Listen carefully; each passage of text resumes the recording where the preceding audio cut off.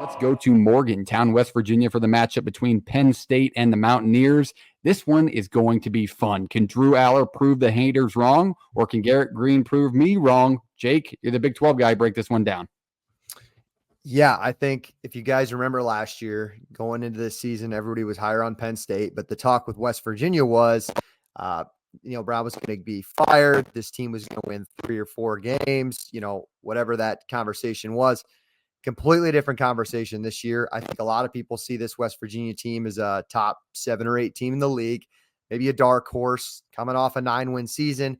You have your quarterback back in Garrett Green. You have your dynamic duo running back in Donaldson and Jaheim White. On the other side, Penn State also has a good, pretty much a little bit of running back duo in themselves in Singleton and Allen. So that's a really fun matchup for that to watch if you're going to be paying attention to this one.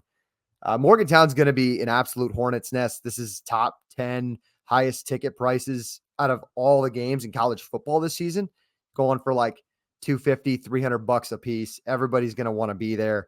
That being said, I like Penn State in this one. I like for them to come out and dominate.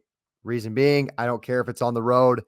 They're not playing Michigan. They're not playing Ohio State. Penn State has success against pretty much everybody else. They held Garrett Green to 164 passing yards last year. I anticipate them doing it again. I don't like the receivers for West Virginia at this point. And so that being said, I think they're going to create a lot of pressure. I'm excited to see Abdul Carter play defensive end for them. And I think he's going to create havoc against Garrett Green. If West Virginia wants to keep this close and create some chaos, I think Garrett Green has to rush for over 100 yards. He's got to use his legs. Is there a team out there in America with a little bit more pep or swag in their step than Penn State going into the 12-team playoff era? You want to get started off on the right foot, head into Morgantown and come away with a win with a pretty highly touted quarterback in the backfield of West Virginia. And I'm not on that train. I think Garrett Green has to prove, one, the college football world to be truthful, and me wrong, because I have said I think he's a little overhyped. I think West Virginia escaped with some of those games last year. They just snuck away to that 9-10 win range, and they really weren't that good of a team. So I'm going to piggyback right on there with you, Jake. I think Penn State, to win this game, though, they need to be a little bit more efficient and effective through the air. And that fan base would agree too. Use transfers like Julian Fleming on the outside, throw some deep balls, let Drew Allar play a little bit. Stop being so restrictive with your new offensive coordinator. I think they can do so. I like Penn State in this one too. Reese, what are your thoughts? Yeah, it's also different too. I mean, West Virginia, you talked about last year when Neil Brown being on the hot seat. Now they're a team that are dark horses, so I think they're getting a little more attention, a little more respect too. So, so I think that it garners them a little less like kind of leniency, especially when you're going up against Penn State, who is a team who's just year in and out is a very good defensive team. And if you're playing, like I said, when they're not playing teams like named Ohio State and Michigan, they have pretty good success on them. So I really don't think that Penn State, I mean, defense, they're going to be fine. It's also like, what is Drew Allar, like you just mentioned? Are they going to let him throw the ball a little bit? If he just doesn't turn the ball over with the backfield they have, I don't think this game could get away from him. I think West Virginia has to hope for multiple turnovers. They got to hope for not just some picks, but some fumbles. They got to hope for multiple options because I'm not sure if that defense is going to be able to give up that many points. So I lean Penn State in this one as well too.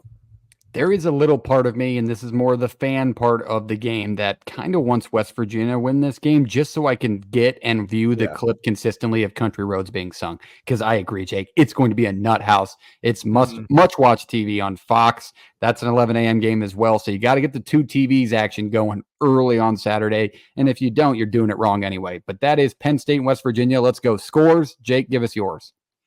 Yeah, look for Julian Fleming to make a big impact like Keandre Lambert-Smith did in the game last year. I like 24-10. I think it's going to be low scoring, but I think they're going to cover 24-10 Penn State.